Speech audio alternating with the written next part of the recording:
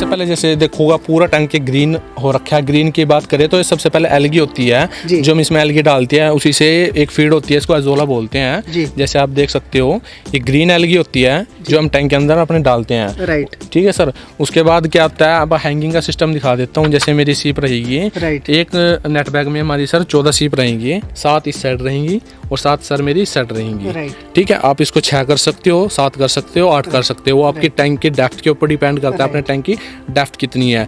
जैसे ही मेरी सीप की, जैसे मंथली हम इसको चेक करते हैं, वीकली चेक करते हैं, जो मोटाइलिटी होती है उसको हम बाहर निकाल देते हैं। जैसे देख सकते हो आप 1-2 नेट इसमें खाली हैं। ठीक है, जैसे मोटाइलिटी वगैरह होती है तो सीप को चेक करके बाहर निकाल देते हैं ताकि वो दूसरी सीप को इन्फेक्टेड ना करे। राइट। और कितने % तक की मोर्टेलिटी होती है तो फार्मर को लॉस नहीं आता है? मोर्टेलिटी की बात करें, देखो अच्छा ज्ञान लेके करोगे तो सर आप इसमें से कम से कम 65 to 70% आउटपुट ले सकते हो। 30% या 35% की आपकी मोर्टेलिटी रहेगी। अगर आपका बिजनेस स्टार्टअप करते हो, अगर आपकी 50% में आउटपुट आती है तब भी सर आप प्रॉफिट में हो इस बिजनेस में। तो 50 से नीचे हो रहा है तो फिर लॉस हो सकता है। नहीं, 40 पे भी सर आप सक्सेस में हो। इतना प्रॉफिटेबल बिजनेस है अगर आप इसको अच्छे तरीके से करो। ओके जी, ठीक है।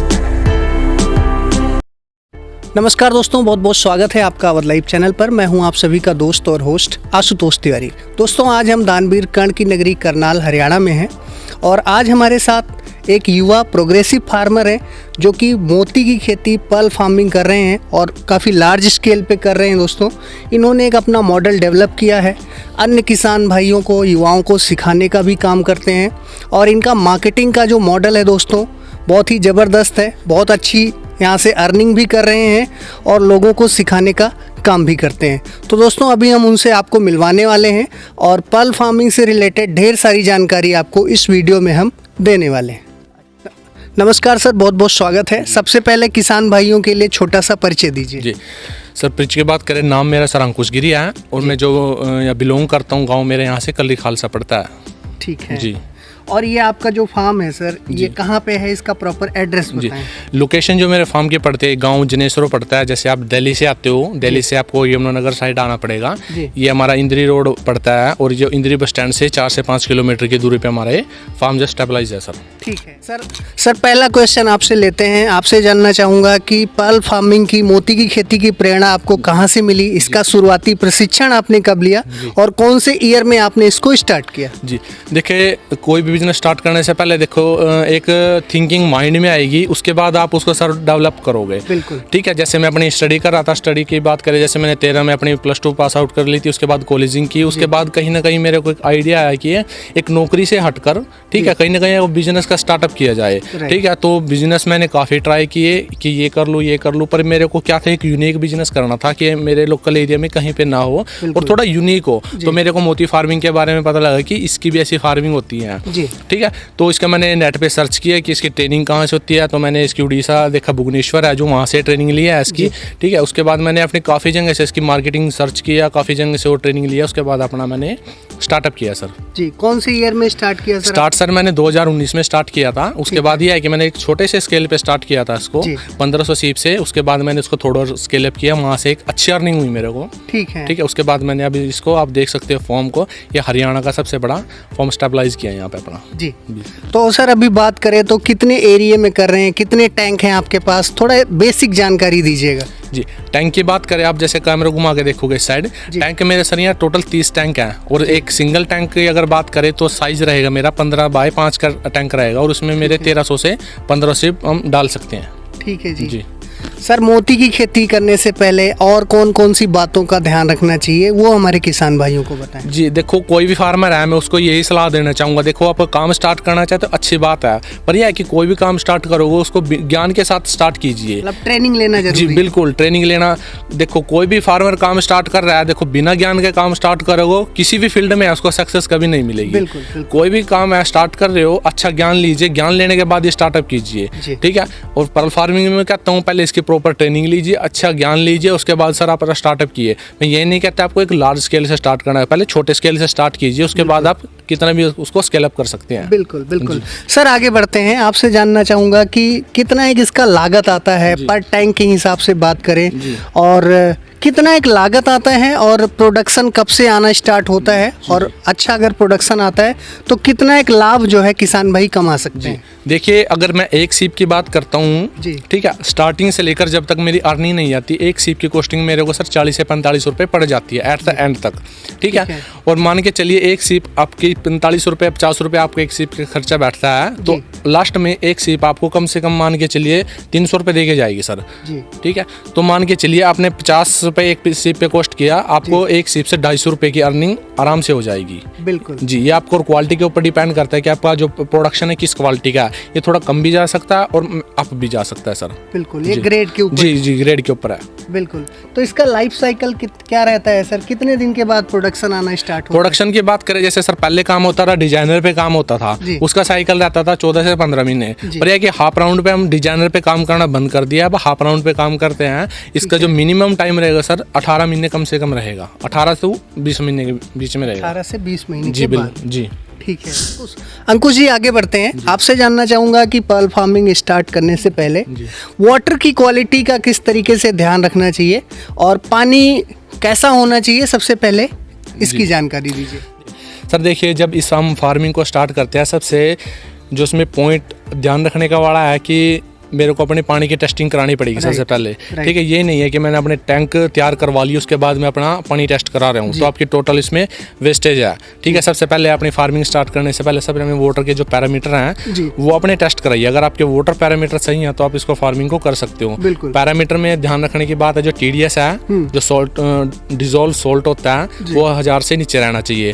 pH सर जो हमारा 6 to 8 रहना चाहिए। अमोनिया बिल्कुल 0.25 के बीच में रहना चाहिए। अगर आपके पैरामीटर हैं तो आप फार्मिंग कर सकते हो। ठीक है जी, मतलब साधारण भाषा में कहें तो मीठा पानी। जी बिल्कुल, मीठा पानी जो हमारे इस एरिया का है सर, ये अच्छा पानी है। अगर आप डायरेक्ट पानी को पी रहे हो तो आपका फार्मिंग में भी स्टेबल है सर पानी आपका। बिल्कुल बिल्कुल। और खारे पानी में जो है नहीं है सर, खारे पानी की फार्मिंग नहीं है। अगर आपका TDS 1000 से ऊपर है तो आप फार्मिंग के बारे में सोचिए भी मत, टोटल आपका लॉस है जी।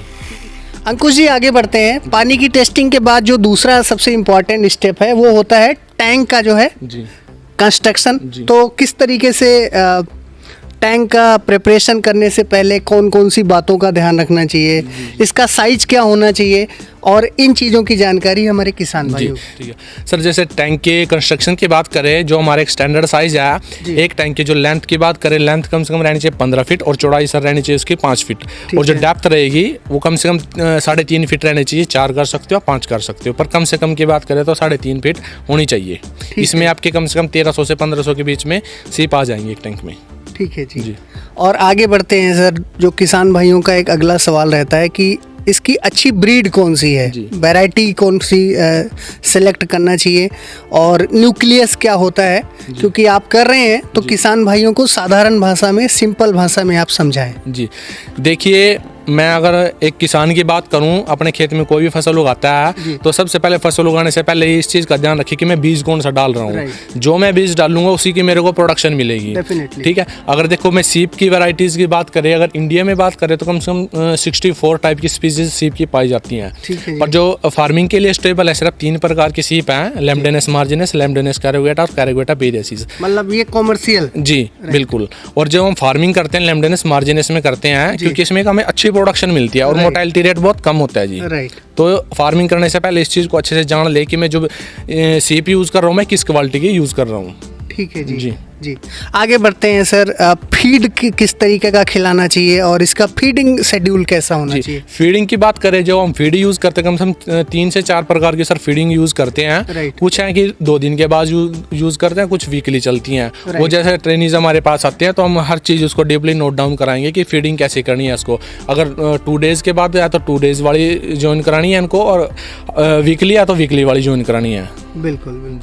अंकुश जी, आगे बढ़ते हैं। और जैसे कि आपने बताया कि ये बिल्कुल यूनिक फार्मिंग है, अलग हटके है, और लोगों के मन में अवेयरनेस की अभी कमी है।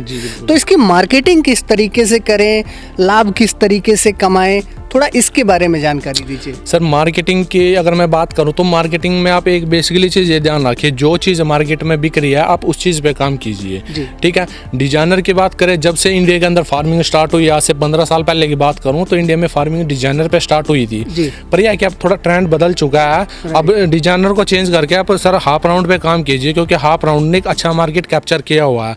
क्योंकि पहले क्या था, इंडिया चाइना से टोटली माल इंडिया के अंदर आ रहा था, पर जब से चाइना से माल आना बंद हुआ है, कहीं ना कहीं जो इंडियन पर्ल्स है उनकी क्वालिटी बहुत ज़्यादा राइज अप हुई है।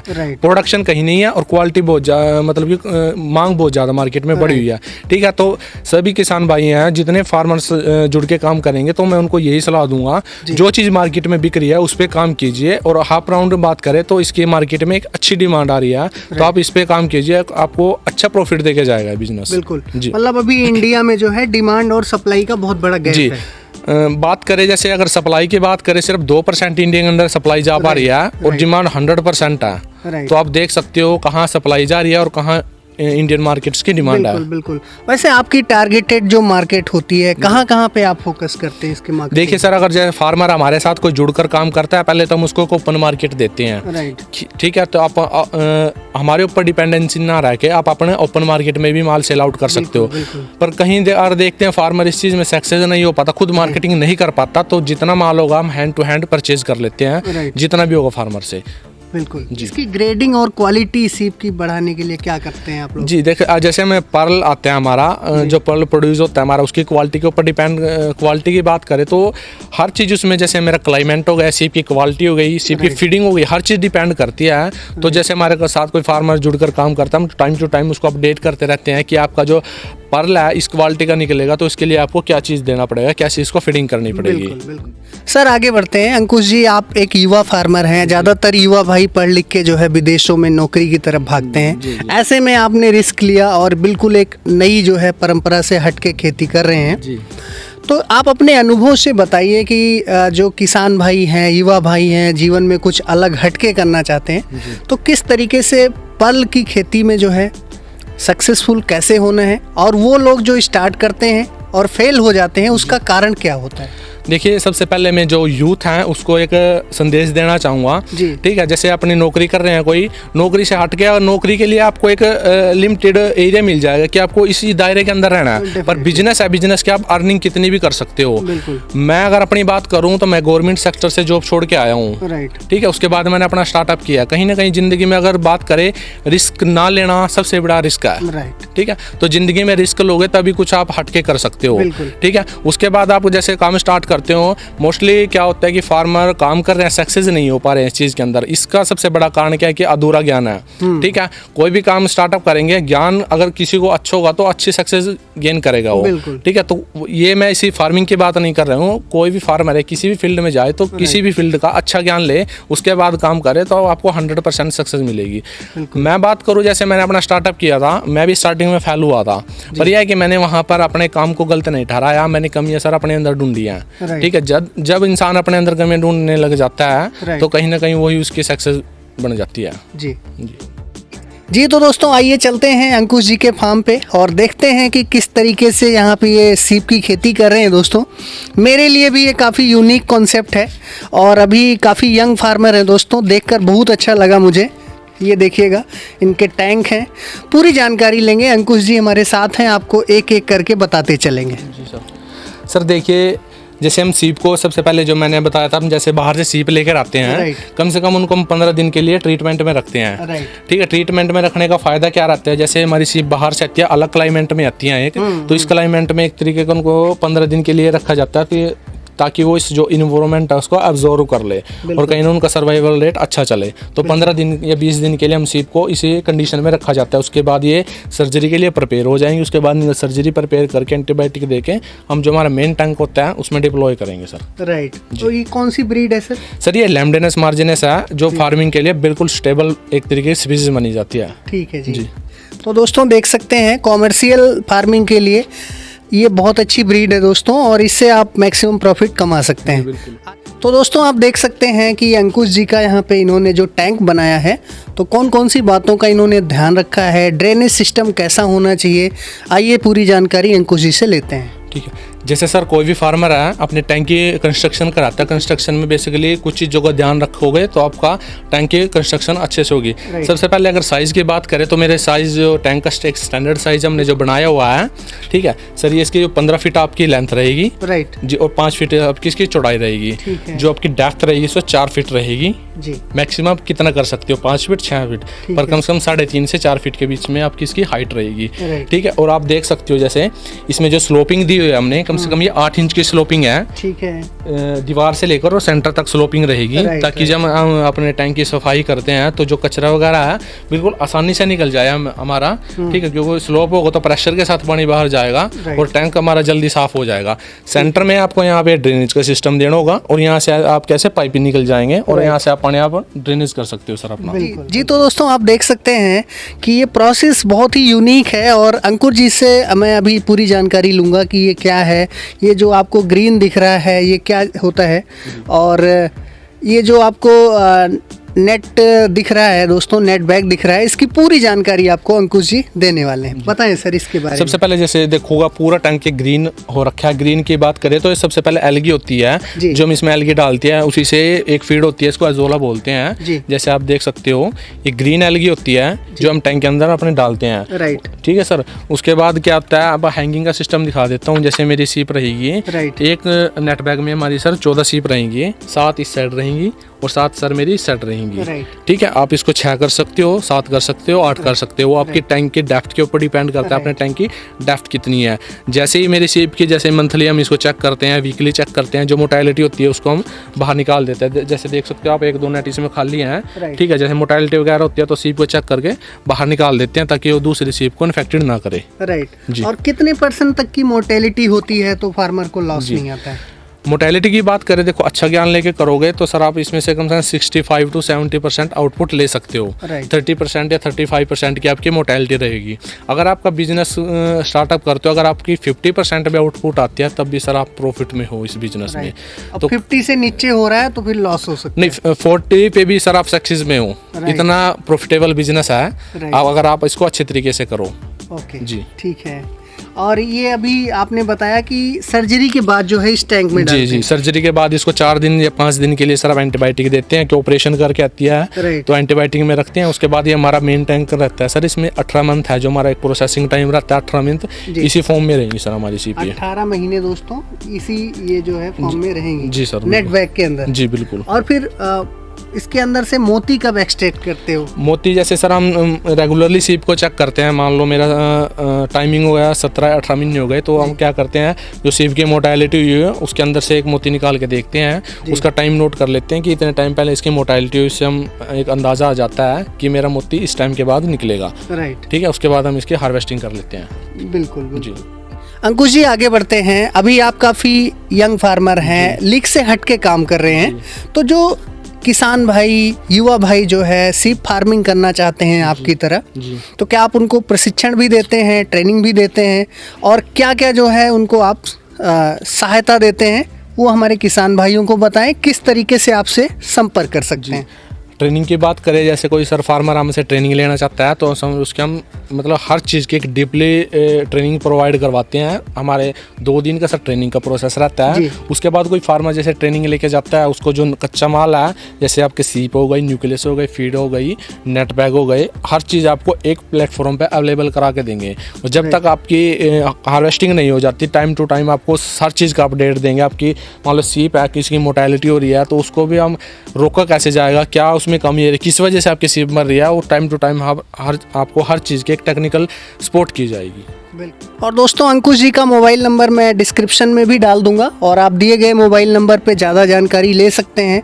सीप फार्मिंग से रिलेटेड दोस्तों कुछ भी जानना हो, इनका बहुत ही ज़बरदस्त और सफल मॉडल है, पिछले 4-5 सालों से बहुत अच्छा प्रॉफिट भी कमा रहे हैं, तो आप इनसे कभी भी जानकारी ले सकते हैं। कहाँ कहाँ के किसान आपके साथ जुड़ रहे हैं? फार्मिंग की बात करें सर, ऑल ओवर इंडिया से हमारे साथ फार्मर जुड़े हुए हैं, ठीक है। अगर जैसे कोई फार्मर जुड़ता है हमारे साथ, अगर मान लो यहाँ से कोई साउथ साइड का फार्मर आ रहा है तो हम उसको अपने नियरेस्ट फार्मर है जो उसके कॉन्टैक्ट्स दे देते हैं ताकि उसके लिंक में रहे और कोई प्रॉब्लम आए तो उससे शेयर अप कर सकता है वो। दोस्तों आपको हमारा आज का वीडियो कैसा लगा?